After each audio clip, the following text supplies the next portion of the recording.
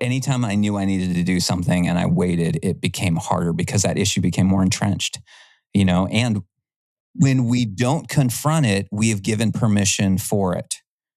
And so when you've given permission for something, even if you've never flat out said you can do this, that your lack of confrontation has said that. Welcome to the Worship Probs podcast, where we aim to entertain, encourage, and equip worship and tech leaders all around the world. Look, we all know that serving in worship and production is great, but the problems, those are real. Thanks for joining us as we dive into today's episode with our host, Brian Tabor. Ladies and gentlemen, welcome to episode 378 of the Worship Probs podcast. I'm so glad that you're here. And let me tell you something, you are going to be glad that you're here as well, because I got two of my favorite people on here. They're legends, Pastor Scot Longyear and Mr. Heath Bottomley. Welcome, gentlemen. Hey, glad to be here. Hey. Long-time listener, first-time caller. So. It's rare form. Heath is in rare form today. Heath is in rare form. Be a lot of fun. Rare form. I've had a day. I'm working. I'm at the end of my church week. So we did all our meetings. So it's one of those things where it's just like, I spent everything earlier. So you're welcome. It's all pent up. Here. Yeah, exactly. It's all going to bubble to the surface here. And and luckily we hit the red button because we will be the beneficiaries of that.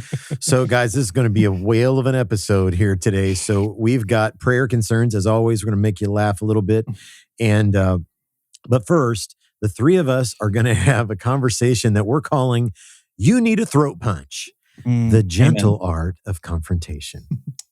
Love it. Gentle throat punch. Gentle throat punch. So thanks for hanging out with us today, wherever you're hanging on YouTube or your favorite podcast platform. Before we dive in, we got to give some love to the best in the biz, our friends at Planning Center.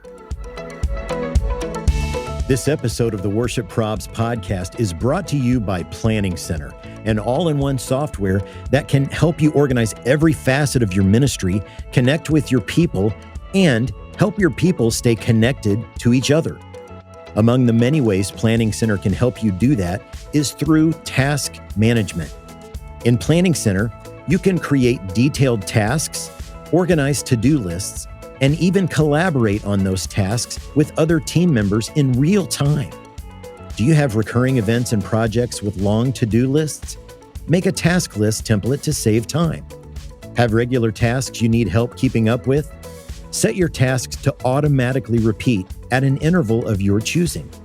And the best part is that you can create tasks from absolutely anywhere in Planning Center using the toolbar. You'll find your Tasks tab in Planning Center Home, the place you see all the important updates happening across your account. To learn more and get started today, visit planningcenter.com or click the link in our bio. Prayer Concerns is brought to you by our friends at AE Global. Worship and production ministry is hard. Every week you're preparing, troubleshooting, and dreaming about what could be next. And most days, it can feel like you're doing it all alone. But what if you had a trusted partner who understood the pressure and chaos and walked with you through it? For more than 30 years, AE Global has been building relationships with churches just like yours, helping with everything from audio, video and lighting to system design and even installation. But they're more than an integrator, and they're about more than just selling gear. AE Global is a team that comes alongside you and a partner for the long haul, someone to brainstorm, troubleshoot, and dream with. They don't just care about your equipment, but the people behind it. Because great ministry happens when you don't have to carry it all by yourself. If you're ready for a partner who understands church production and wants to help you move forward with confidence, visit the link in our bio and reach out to AE Global today. Don't do ministry alone. Navigate it together with AE Global.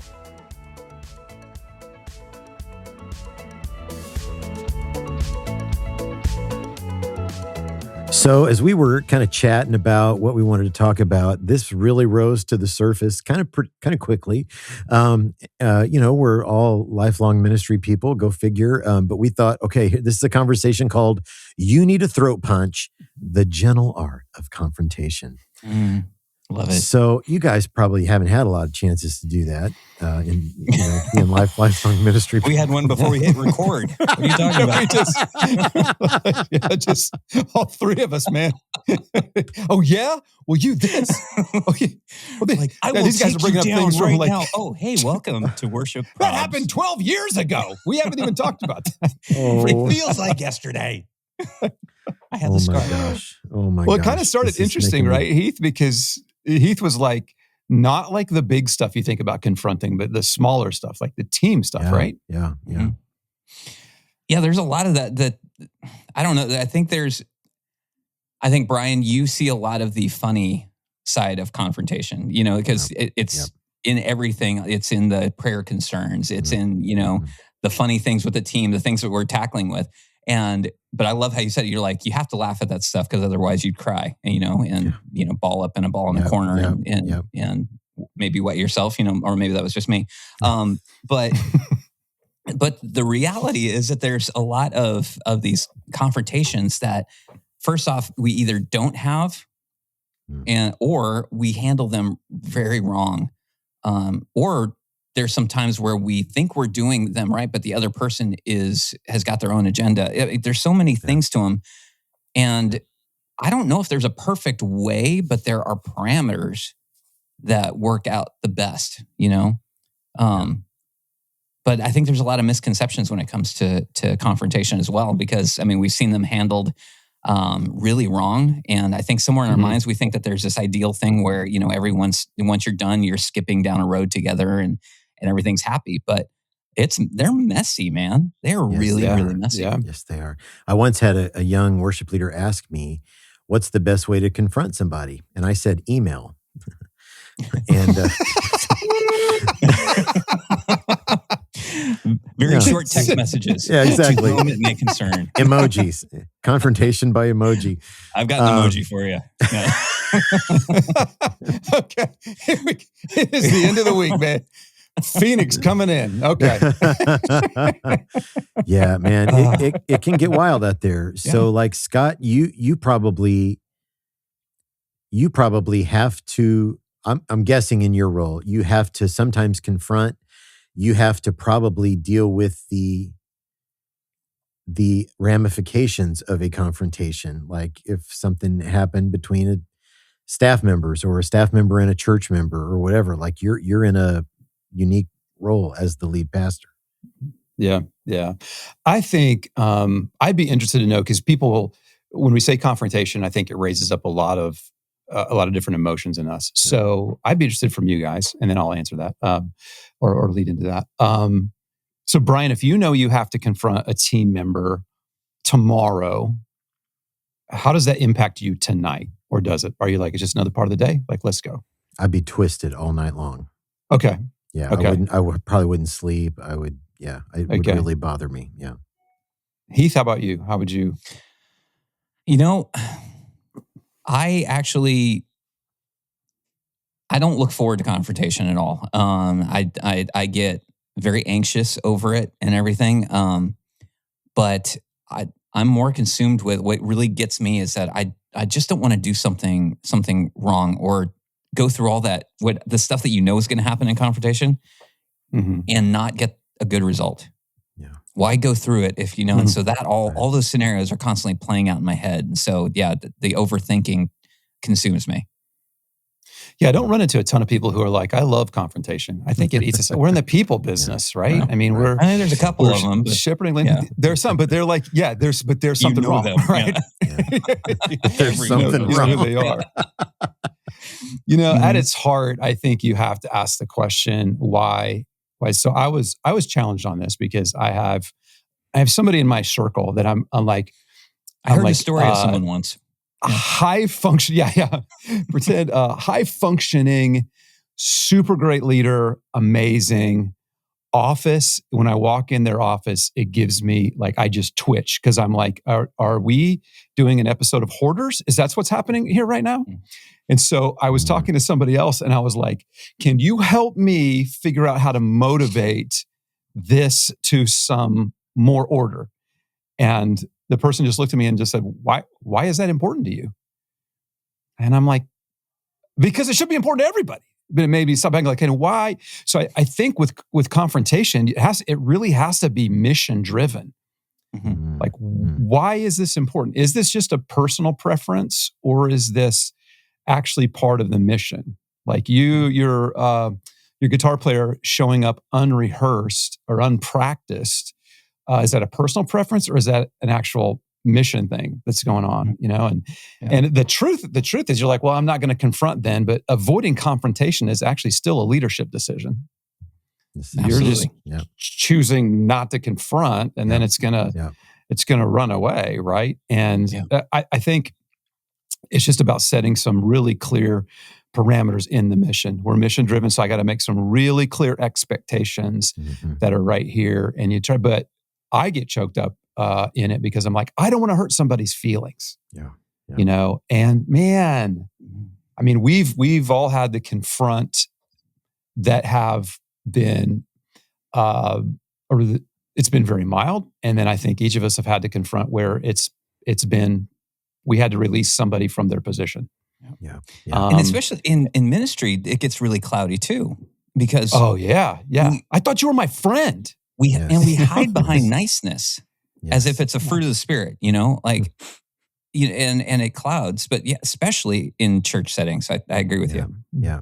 It's hard because sometimes you might, people are all so different. You might confront somebody and 20 seconds into your talk or whatever, they understand what's going on. And then you've got the people who push back, right? And then you've got the people who don't just push back, but they take a flamethrower to the whole situation. Yeah. And that's, we've all probably had those situations. Yeah, and it's tough to have contingencies for all of those. And unfortunately, because we're not prepared going into those conversations, like what I mentioned before, sometimes we're hiding behind niceness. And so, or we don't say the thing that actually needs to get said. I have a bad habit of this. I will say exactly what needs to be said.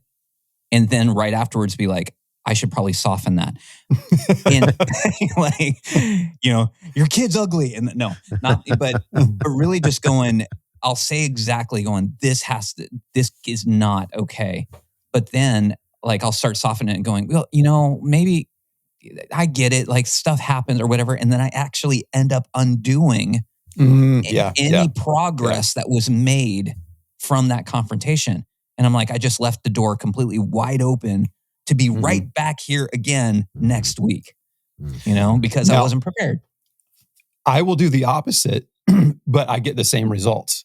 I'll be nicey nice and like, well, because I've been living with it, it's been chewing me up. I'm already chapters deep in this book and they're just hearing it for the first time. Yeah. So I think they're capturing it. And, afterwards they're like, good chat. And I'm like, I don't think I communicated very well if you're like, good chat. Because I'm like, I don't want to hurt your feelings. Right. Mm-hmm. But the results are the same. Like it's just a little bit of lack of what's supposed to happen there. Yeah. Typical, go ahead. Well, I just want, because there's something tricky about that too, is that I think rewinding before you even get into the conversation is actually understanding one key question that I've started wrestling with, going, wait, hang on, is this a moral issue? Is this I'm confronting you because someone has sinned against, this is a Matthew 18 element? Or is this a process issue? Is this a culture issue? Because those aren't the same things. Right. Nor are you bound to confront them in the same way. Because confrontation is not always about sin. A lot of times it's actually about process and culture. And so knowing that, because sometimes we will lean into process and culture conversations, team dynamics, and we'll treat them like sin confrontation, which is in doing that, the severity of it, the weight of it is different. They're both necessary, but because we've confused it on the front end, how it's being received, suddenly someone's floored and crying because they think that they've broken God's heart, on something, and it's right. No, you just aren't showing up on time when you need to. Right. Yeah. But it frames it. Heath, you're I think just a brilliant team leader and strat ops and all that. Do you find that I'll pay you kind later. of like with kids, heathbible.com. Do you find I endorse this message. that they say growing up as kids, like they want boundaries. Do you find that with teams as well? Like they really want which boundaries? It comes with confrontation, right? You can't have one without the other. Do you find that like that really is what people want, or they just with? Yes and no. Everyone likes the result; they don't like the process. And so when we get into team dynamics, everyone loves it when the team is winning. I mean, I don't know anyone's like, the team's winning, it kind of sucks. It's they enjoy it, but in order to get a team that's winning, there are certain ways that you have to guard it and parameters that you have to make, and there are a bunch of you're dealing with people, and you can't control everything that they do or how they receive or how they think. It would be so much easier if you could just go, I need you to think this way and you'll be fine. But the reality of it isn't that. And so you have people from different backgrounds that they're not used to. I'm noticing this a lot because most of the people on my team are, a good chunk of them are in their 20s. I don't know if this is a generational thing or if it's just longevity in ministry. But what I found is that a lot of those team members, they associate discomfort with wrong. Okay. So when dealing with confrontation, if a confrontation feels uncomfortable, then they're like, oh man, this was wrong. We shouldn't have done it. I'm not going to do that. It just didn't feel right. I wasn't at peace, that type of thing. Yeah. And I'm going, actually, what you're dealing with is friction. So you have that, but then you also have people on your team who actually, we said no one enjoys confrontation, but we have some people who are very adept at it, in our lives and stuff like that. And you get someone who associates discomfort with wrong. And then you get someone who maybe has some narcissistic tendencies. Narcissists love one-on-ones. They love one-on-one confrontations because they can outmaneuver. It's chess. Yeah, they're going to win. They can outmaneuver you. I can't tell you how many times I'd see someone who's like, oh, I finally get it going. You have to bring this up. You have to have the hard conversation. They go into the conversation and basically the guy outmaneuvers them and is just like, they're walking out going, somehow I was the person who screwed everything up, But what happens is then they don't ever want to have a conversation again. And even if and sometimes some of those people are some of your best people, but they just don't like the discomfort. And inevitably then you see good people, they will just shut down and they'll just walk away. And so the parameters of that, Scott, what you were mentioning, going, I think everyone wants the parameters, but what I think people have a hard time understanding is that they have to also own those parameters and the elements that go with it. If you want a productive team that wins, guess what? You're going to have to lean in with confrontation. And you're also going to have to get very adept at dealing with narcissists. Hide very well within ministry settings. They just, I don't know what it is, but they can hide very well in it because they're great salesman people, and so having to navigate that and figure that out is really tough. And so you can set parameters, but there is a level of you're going to have to really have your hands in the process. That was a long answer for the question that you asked. It's good though. Yeah. So good. So how do you prepare for a confrontation? Like if you recognize it, it's got to happen. How do you get ready for it? Yeah. What do you do, Scott? Well, I'm going to pray. As a pastor, you better be praying. Oh, sure. This is Take the spiritual route, right? Yeah. I'm also I've got to make sure that I understand the makeup of the person that I'm talking to. How are they going to hear it? Right? Are we in Enneagram 8? Are we Enneagram 6? Are we a C on the disc? Are we a D? Because I want to speak to them differently. I've got a guy on my staff that I can look across the table literally and go like, dude, stop being stupid. And he'd be like, what? All right. Now, if I say that same thing to somebody else, I will decimate them. Yeah. Because so they've got to hear it in the way that they can respond to. You know, I know there's some people who are like, well, you do the old sandwich where it's like, here's what you're really good at. This is what we need to improve. And then here's what you're really good at too. And then I'm like, I don't know if that works or not, because then all I want to hear is like, this is what I'm really good at. Or it's a burn. But I'm watching my words. I'm praying. I'm taking into account their makeup. And then I just really want them to know I care about them. And usually when I start, especially with artists, okay, let's just say it, and creatives, and I get it. I'm a creative as well. Like, we wear our art on our sleeve. And so if I criticize a chapter in a book that Heath has written or a song that he's written, Heath's like, right? Like, he doesn't like me? No. Somehow we have to like take that art outside of us. So I'm talking about the issue here. I'm not talking about you and your art. I'm talking about the fact that you're showing up unrehearsed, or that you're not doing this, or you're not spending time in the Word. It's separating, which is sometimes not easy, right? Mm-hmm. Yeah. And I think that team dynamic element is huge on that, especially those things that you're talking about that are culture breakers. Again, it's not moral sin to be showing up unprepared and everything. You could trace it back to something of like, well, that's your root. But on its surface, you showing up to practice unprepared Jesus died for that. It's one of those things where it's affecting the culture of the team. And so when you confront that and everything, there is a dynamic of going, you don't have to go, hey, we just need to talk. But there are things that you want to guard that process and framework it in such a way to where they know the severity of it, but also know what it isn't. Because the defensive nature of it is going, if I confront something and basically, especially like you're talking about Enneagrams, if I start talking to an Enneagram 1 about their process and start confronting the process, I have inadvertently started confronting their belief. Yeah. Because the only reason they use that process is because they have a deep-rooted belief that it is morally right.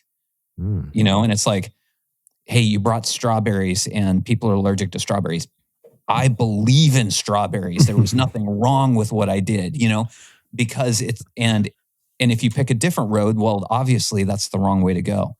So knowing the person, like you said, is huge on that, but also understanding going, this is not a moral right or wrong.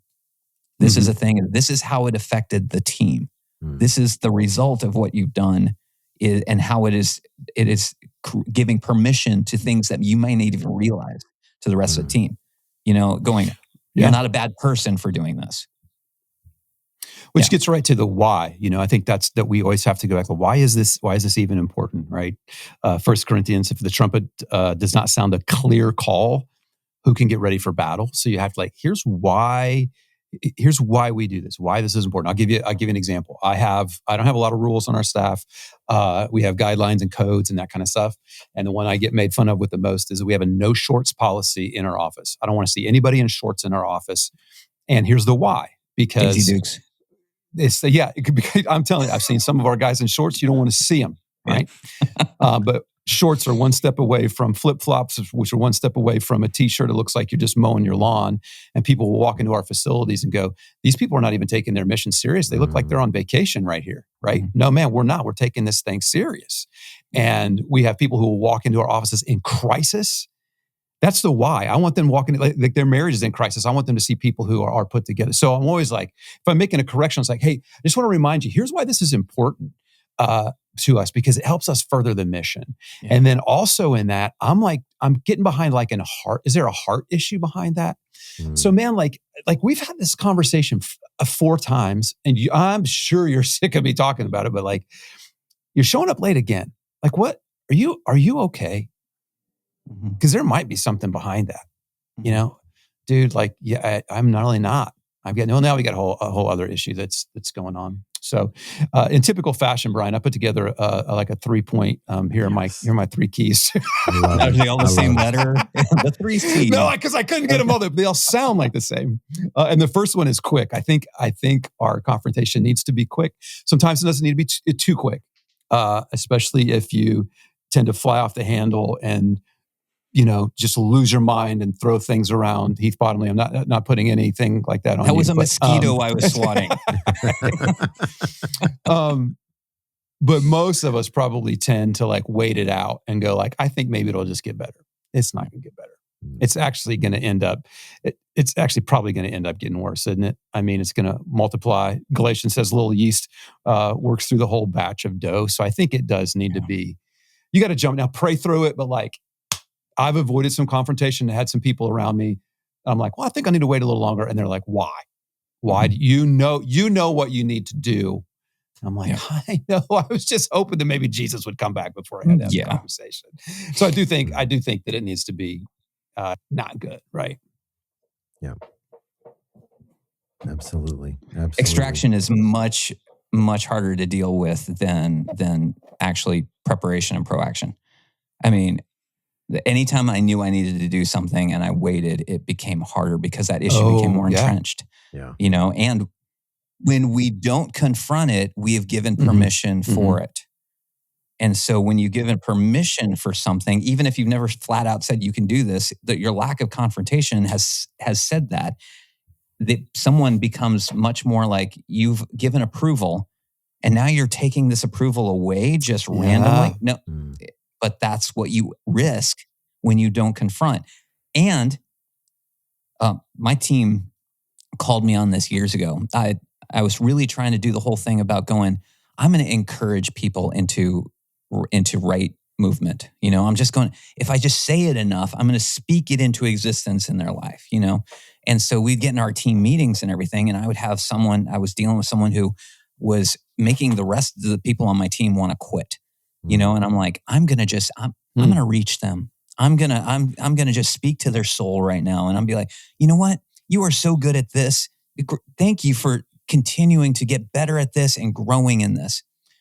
What I wasn't realizing is how much that was affecting the rest of my team who maybe had just gotten ripped apart by this guy, or treated like crap by this person, who felt like they were being fed to a predator, and then here I am in the room, the leader of the team going, hey, you're a good guy. Way to go, or whatever. And they're going, what I was I was devaluing them. And when I encouraged them and complimented them and told them they were doing a good job, they didn't believe me. Yeah. And that's why it's so, when rip that Band-Aid off. And people go, I think we talked about at the very beginning going, if it's done right, then everyone's going to be happy at the end. It will always be messy or always have the potential of being messy. So you can't gauge it based on, it just has to be perfect.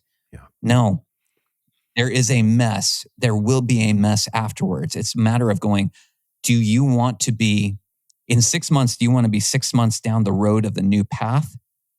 Or do you want to be still stuck in the same spot with 6 months of extra baggage attached to it? That's our choice, and that's why confrontation is so important. When deal with it, because it's best for that person, even if they don't realize it, but it's also best for the rest of your team that is watching you. I've been really surprised, Heath, when I came early into leadership and had to confront. I was surprised at the amount of the other team members who would come to me and thank me for confronting somebody else because they felt seen. They knew that there was a problem. They felt, and then the way that I handled it too, they were like, I realize this is a safe place if I do have to be confronted. So like, there's so many positives that come that really, but we're lied to just because like, get this all chewed up. We're going to hurt people's feelings, and you will. And sometimes it's years before you see the end result. Like, actually, that was better. I'm glad I had that conversation 6 years ago. Right? Yeah. I think it's really hard when you have two options of what will come out of this confrontation, or how will it feel, and neither of them are good. But it needs to be done. Those are the hardest ones where it's just like, I know the person's not going to react well. Or I know it's a sensitive topic and it's gonna hurt them. Those are the hardest when this needs to be said and it's going to hurt. And I can't guarantee that this person is going to turn around one day and go, I'm really glad you did that. But you still got to feel the weight of it. I get really nervous around people who don't feel the weight of the confrontation that they're going to have. Yeah. But if you need to feel the weight of it, but don't let it stop you. If you can carry that tension and that balance, man, I think you're in the best spot that you can be. But the outcome will not tell you whether or not it was the right thing to do. Yeah, you do it because you know it's the right thing to do, regardless. That gets to be the hard wrestle for me. Is I think there are times when you feel like you have to choose between the organization and the individual, or the team and the individual. And you're like, well, you're pastors, you're shepherds. You should always choose the person. And I just have found that we were hired for the organization and for the team. And that sounds cold, but like you just have to make decisions based on like they're both part of the equation, but like at the end, that's how I've had to process some stuff. At the end of the day, I'm like, I'm paid to run this organization in as spiritually healthy way as we possibly can. And when people are out of line or there's a misalignment, I have to address that. And it's this tension in there. Yeah. Well, the same Jesus that said, I'm going to leave the 99 and go after the one is also looking at the tree and going, you don't produce fruit. I'm cutting you down.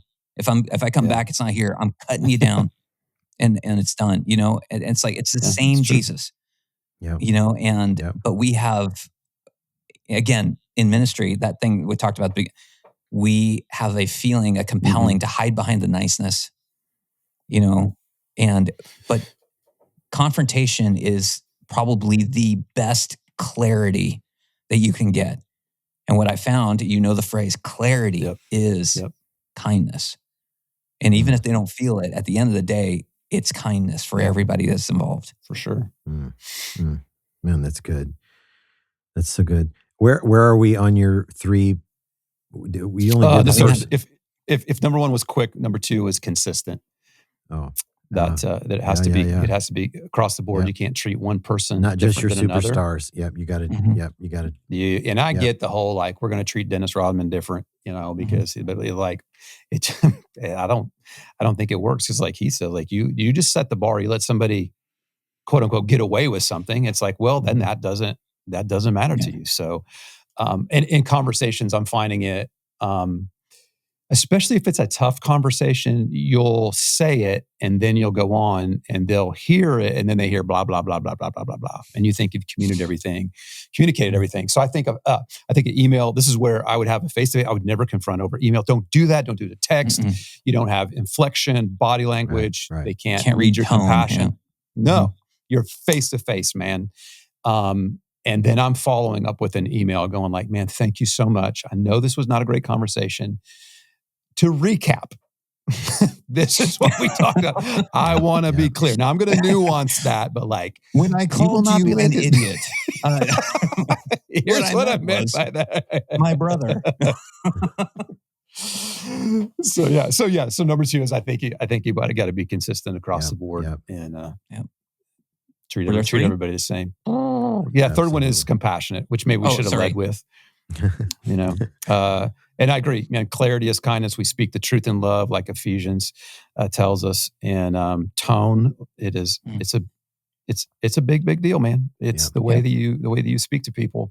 And I think you better, if you're not, to Heath's point, if you're not chewed up about this, that's an internal check that you need to look at because we are in the people business. But you also have to be. I want to be compassionate towards this person, but I also want to be compassionate towards my team and towards the other people that will be affected by this. So I can have, if I have a healthy worship and production team, not only is my team going to be healthy, but that's going to result in leading more and more people a step closer to Jesus. So in my compassion, I want to be compassionate for those people that haven't even known Jesus yet, which means I want to be compassionate towards you, but dude or gal, like, come on. But I want to have a heart in all of that. And you know what, man? At the end of the day, like we've all been in some really, really hard conversations, and I think as you have that hard conversation and get on the other side of it, there's usually, I've experienced anyway, kind of a spiritual release of like, okay, I did it. There's kind of some moments where I'm like, oh, I'm kind of proud of myself, and that I walked into the hard, and now I can't always control their reaction to it. But I think also the Lord going like, okay, you're stewarding well with that. But yeah, so those are kind of my three: quick, consistent, and compassionate. And I love the compassion side of that, because we just did a thing where we were looking at different key elements. The fact how many times Jesus was shown to have compassion, and we were talking around it at the table, and I just looked at him like, sometimes we make the mistake of thinking compassion it's a soft, it's a soft skill. It's this, it's like, oh, it's like I felt for them, that type of thing. But the words itself, it's calm, which, is in like community, which is, full unity, communication. It's in its entirety. And then passion isn't just, I feel really good about this, or I feel really, hey, it's really close to my heart. Passion, especially in context of how Jesus used it, was whatever you're willing to sacrifice and die for. That's why they allude to it as passion of the Christ. It's going, I'm willing to sacrifice everything for it. So when we're talking about compassion, we're talking fully with all that we are, willing to put our lives down for this. And so I love that, Scott, when you're saying this has to be with compassion, going, are we willing to sacrifice for this? It's not a feel-good thing. Because again, we can't get trapped into, this feels really good, that's why I'm going to do it. It's like, no matter the outcome, I'm willing to step into this. And that's true compassion. Yeah. And to help you out from burning your life down, right? I mean, I grew up listening to a quote unquote special music in the church, right? Very little of it was special. But I remember define special. I remember, maybe it was. I remember sitting there and like listening to somebody sing and going like I feel so terrible, not because of just because of what's happening right now, but this person has no friends. Like, because if you had a friend that was compassionate, they would say to you, you can't do this. Well, especially after that special, now they have no friends. Yeah. And, I think to that end, there is that, like, it's harder to confront when you're in relationship. But as you've broken down, Heath, like it's the bedrock of everything. The three of us have had very intense conversations along the years of our relationship. And we've had some confrontational conversations in those whole things. And I'm never like Brian Tabor must hate my guts. I'm actually like, this guy must love me, because he's like, you're about to step off a cliff, dude. Like, you're not seeing this. And I just come away with more appreciation. Now, does it bruise sometimes? Of course, it's going to bruise a little bit. I'll take the bruising, because I know that there are people around me who have my best interest at heart, who aren't like, I can't wait till I rip into this guy and give him the what's for. Man, come on. We need to care about each other enough to do that. And I wonder if at the heart of it, we're like, I don't want to have that conversation because I actually care more about me than you. Yeah. Because it makes me feel really uncomfortable. I'm like, dude, see something, say something, so. What's the scripture? Wounds from a friend are better than many kisses from an enemy. And it's going, I'm with you. But here's the deal. I think, Scott, Brian, I think we've been around the block enough to go, hang on. I mean, I remember being in my 20s and getting confronted by stuff and being the guy going, oh yeah, I'm not talking to you anymore, Right. And then, a couple years later going, oh crap, no, they were right. I wish I had listened, and so now we're leaning into people going, if you only understood that I'm trying to help you, I want what's best for you. I really do. And I want what's best for the team. But we have the advantage of having been around the block a few times on this. And part of me wonders if when it comes to confrontation, the only way that you really get good perspective on it this is one of those things where the act of doing it, you've got to walk through it. You've got to, and you've got to walk through it again, and you got to walk through it again. And over time, basically, you start going, this was worth it. You know, I don't know if you get that right away. Yeah. You know, well, because some of them are going to go well, and some of them you can check every box and it's going to get away from you. Like, so what would your counsel be to, like, I've got examples in my ministry of where I did everything I could, and it still, it went sideways. Like, what would your counsel? All three of us are here now. Yeah, right. Exactly. what was your? Let me just say, we have never fought. We've never had our first fight. Yeah, whatever. Brian, I think of Proverbs that says, "As much as it depends on you, live at peace with everyone." And so I can't control your reaction. I can control the things that I say. And then to Heath's point, man, hey, give yourself some grace. I don't know if I've ever walked out of a conversation and gone like, nailed that one. That was textbook. I am so talented. Blogs will be written about this confrontation. Right. Like, look, man, we're an imperfect world. We're imperfect people, and hopefully we're gonna get better at it as it goes along. But like, give yourself some grace. Yeah, absolutely, man. You guys, thank you for your wisdom. That is while we're here, actually, Heath and I had some things that we wanted to talk to you about, Brian. Okay. It's going to get a little messy. You on some things. Actually, we love you and everything. Came around because you might need help. It was. You're really pretty. Okay, go ahead, Heath, and then I'll follow up with Are there any sharp objects nearby? Just Kim around. Oh my gosh.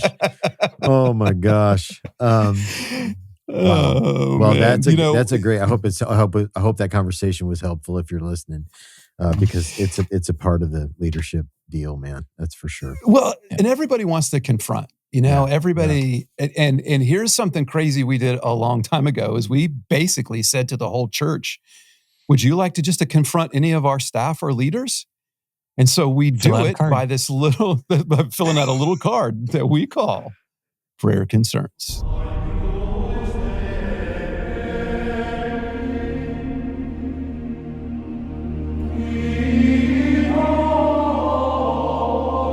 See, I didn't even know you were teeing that up. I thought I was being clever. See? Just when you think he can't be any more smooth. He just rolls that right in there. He just rolls it right in there. He just rolls it right in there. Okay, prayer concerns, guys. Those comments you get from people in your church. Why did you sing that song? Why did you add, "Don't be messing with my hymns"? Why did you put a new part into my hymn? Why are your jeans... Your jeans got holes in them. You got a hat on. The lights are in my eyes. All manner of savage comments. And so we call those prayer concerns. It's a little bit of a joke. Occasionally somebody sends one in and it's an actual prayer concern, like a prayer request. If you do that, I'll pray for you. But what we're looking for are the savage comments from your church. So you can go to the website, worshipleaderprobs.com, click on prayer concerns up in the menu and submit yours there. You'll always be anonymous that way, or you can DM those to us on any of the socials. So I got 5 of them for you today. Let's dive right in. Prayer concern number 1. Got this comment recently. The music has gotten too loud, from someone who sits on the second row. right in the speaker. Move back. Right in line of the speaker. Yeah. Shocking. It's weird how that works. It's weird how that works. We always say, there's always this battle between church and science oftentimes. And this is it, That's it. Oh my gosh. Okay, number 2. Prayer concern number 2. After a service, a lady approached and said, "Today's worship didn't feel very strong. There wasn't much prayer about it, and it showed." Okay. Ouch. And how much did you pray, ma'am? Before you filled out the prayer concern. There's a confrontation for you. There's a lot of assumption in that. There is. Yeah, quite a bit. Quite a bit. I can tell how good a worship set is. Wow. I can tell a lot about your prayer life based on how much I like that song. Yeah, that's what I was trying to say. That's right. Exactly. Guys didn't pray much this week, did you? Yeah. Oh, my Lord. Has anybody prayed here? Wow. Okay, number 3, prayer concern number 3. We got a gorgeous used $58,000 piano that was bought by a member of the church. And I was the contemporary worship leader at the church. I sat down to play it, and the guy who donated it stopped me. Oh, no, I didn't buy this for you to play that rock and roll trash from the contemporary service. This piano is for the traditional hymnal service only. Oh! The pastor stepped in and told him, it's for all services or you can take it back. Oh, dude, how often do we hear a pastor having the worship guy's back? That's awesome. Boom. That is awesome. To him. Yes. Excellent job. Well done. Put a little car alarm on the piano. I was like, oh my gosh. Rock and roll trash from the contemporary service. Oh my gosh. Yeah, people are so I'd like to funny. make this donation with strings attached. That's not how it works, man. Exactly. Come It's on. not how it works. Not how it works. Okay, number four. Rock and roll trash. Prayer concern number 4. We got a request from an older gentleman to do the gospel version of A Bar Song by Shabuzi. I don't even know what that is. I don't even know what that is, man. I'm gonna have to go to the Google to figure out what that even means. Can we put Allie? Can you put that on the closing music bar song by Shabuzi? There's probably some copyright on that. I have a feeling when I hear it, this hand it's going to go up. Yep, right. I'm going to confirmation in the left hand. Oh man, Oh, okay. Wow. People, well, hey, maybe it works. Maybe it works. Yeah, we'll have to. It's like write your request on a napkin and put a 20 under it, and maybe we'll play it. Like, what do you think this is? A dueling piano bar, man? Exactly. Goodness. I'd like to hear some Rocket Man, please. Thank you. Oh my gosh. Oh my gosh. Okay. Do you know anything by Counting Crows? Why did you pull Rocket Man out of the air? Like, that's what that concerns me more than anything that Brian has said. Nothing brings about the heart of worship in me quite like Rocket Man. Rocket Man. Just right there. Oh my gosh. You feel like you've been ushered in. Yeah. My cheeks hurt, man. My cheeks are throbbing, man, from laughing. Oh my gosh. Okay, here's the last one, the bottom of the pudding cup. Prayer concern number 5. Someone recently left a note on their seat that said, "The band is out of tune. Fix it." The entire band. The entire band is out of tune. Left it on the seat. Okay. It's that easy. It's that easy. That's it. Mm-hmm. Just fix it. It's that easy. Oh my gosh. Guys, those are prayer concerns. Send yours in to us. You can use the website, hit prayer concerns in the menu, or DM those to us on any of the socials. Well, a few things to update you on Experience Conference 2026. Okay, so this is February when this airs, and it's coming faster than you think it is. So there's a link in our bio. Heath, the dates, do you have the dates off the top of your head? September 8th through 11th. 8th through the 11th. And it's, where's it at? It's in Paducah, Kentucky. Yes, the highlight of the Americas. For anyone listening from Paducah, I say it with all sincerity. That's right.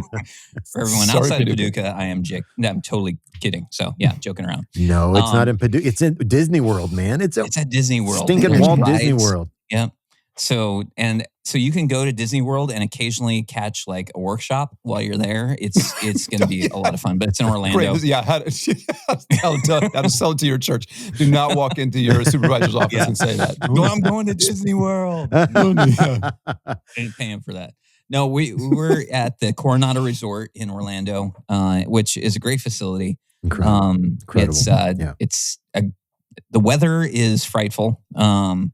But inside, it's delightful. So, delightful. Yeah. It's one of those things where you guys all know this with Florida and everything. It's just hot as all get out outside, but then they crank the air down to about 50 below zero. Yeah. So it's beautiful. But everything's nice and moist. Yes, it's wonderful. Never use that word again. But Shabuzi. yeah, that too. Okay, I'm going to keep a running tally. No, but it's going to be great. We've got a great lineup with artists like Red Rocks. Come on. And so we've got Tasha Layton. We've got some great speakers. And we're actually right now, hopefully within the next couple of weeks, you'll actually be seeing some confirmations from a bunch of different artists that we're going to be rolling out that are jumping in to be a part of it. So we're excited about it. It's going to be a great time. We can't wait. And so we really encourage it. Like get in early because the price is low. Yeah. Inevitably by August or whatever, people are going, man, it's a little bit higher than I wanted to spend or whatever. I mean, it's still reasonably priced for a 4-day event. Yeah. Oh, but wow. Yeah. You can get in early now and get a much better price. That's easier on your budget. Absolutely. Absolutely. And we got a discount code at the link in our bio, PROBS26, that's going to save you some money. And it's February, guys, when this airs for the first time. So you got a few months to gather people on your team to bring with you, to talk to leadership, get them on board because this is an investment in the worship and production ministry. You need to bring as many people with you as you can. It's going to be great. Mm-hmm. Worship Karaoke is our car podcast. That's rolling. Got some great content coming out. You can always see the first 15 minutes of those episodes on Instagram. You can see the full episode over on YouTube. So make sure you're subscribed at Worship Probs on YouTube. Scott, what do you got coming up, man? You got new book. You got a trip to Greece. Nothing. Yeah, we are. We're doing a Footsteps of Paul trip to Greece later in the fall. Actually, after Experience Conference. Just the continual stuff we're doing, the church stuff, and a little bit of coaching. I'm doing some communication coaching. So if you find yourself in the place where you're like, man, I need some tune up a little bit on preaching or crafting my teaching, and that would be happy to help you on that. We've also had some people who have said, hey, can we come in and just over a weekend take a look at your church and what you're doing? And so we're kind of pulling the curtain back for that, not in an official way, but if that's you and you want to come in for a weekend, reach out to me, send me a DM or an email, and we'd love to do that. But yeah, it's we just keep doing this stuff, man. I love that. I love that. What about you, Heath? What do you got coming up? You had a new book out fairly recently? Yeah, it's actually... Just realized I actually have a shelf. I have it on my shelf. Unimaginable. Unimaginable. Came out a few months ago, and just talked about God doing infinitely more than we could ever ask for or imagine, and what does that look like in your everyday life? How do you kind of exercise that element of your creativity and lean into it? Or how do you take it more as at face value than just words? And so, it's available on Amazon. Pick up a copy. Think you'll like it. Absolutely. There's a link in our bio for that book as well. And you can link to Scott. The Scots controls the internet, so you can link to all Scott's stuff as well. Through the link in our bio. Man, what a great conversation. You need a throat punch. The gentle art of confrontation. Here on episode 378. What a gift, man. You guys are Hey, before you leave, listen, make sure you subscribe wherever you listen to podcasts, because you don't want to miss an episode. Brian continues to bring some great content to us. And if you would pay somehow for this, here's what would be just an easy way to pay for this. Just go to Apple Podcasts and leave a 5-star rating with a nice review, or send cash to Heath Bottomley, who is currently freezing in Phoenix at 70 degrees. It is rough. Anyway, we're super grateful for that if you'd head over and do that. Yeah, absolutely. I mean, Brian, we all love everything that you do. You do such a great job with Worship Probs, and we're blessed to not only have the opportunity to laugh, but also to just be reminded that we're not alone in this. And I know you've mentioned this before, but I know a great way that we can kind of stand alongside you is to follow on all the socials. Worship Probs on Instagram, YouTube, Facebook, and Threads. How is Threads going, by the way? I don't know much about Threads. I launched it, and then after about a month, I was like, "What am I doing with this?" After you bought Twitter? Is that what happened? Yeah, yeah. After I did that, I'm like, "Well, I don't." Yeah, I don't get it. I don't really get it. It's our third biggest platform. Really? That's yes, great. And I don't. I'm probably not using it correctly, but it's out there. All right. Who is really? And but also you have TikTok, and that's Worship Leader Probs on TikTok. You can also, it's a great thing to do is to join the Worship Probs community group on Facebook. I've seen that. That's what's really cool about that is I see a lot of conversations around not only the podcast, but just life in general going on there. People going, how do you do this? I've seen some really cool talks on there, which is pretty neat. And also you can go to Worship Leader Probs on X. Did I say that right? Was that pronounced right? You spot on. That's probably the best it's ever been pronounced. It's kind of like the Swedish chef on the Muppets. I kind of did that.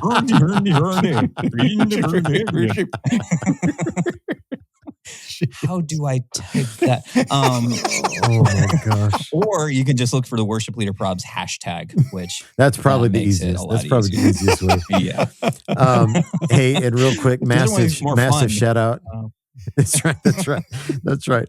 Massive shout out to our friend Ali Bajanos for her work on the podcast. Does a great job editing all the images that you see for this podcast, as well as the Strip Free podcast is the other podcast on our network. And if your ministry or your church, your business, whatever it is, you need some help with socials or content or whatever it is, we'll tag her up in the description. 10 out of 10 recommend her. And thanks to my friend Scott Hoke for our intro. Guys, we love you. Thanks for spending some time with us here on You Need a Throat Punch, the gentle art of confrontation on episode 378. Until next time, deuces. Shaboozy. I can't beat that. See ya.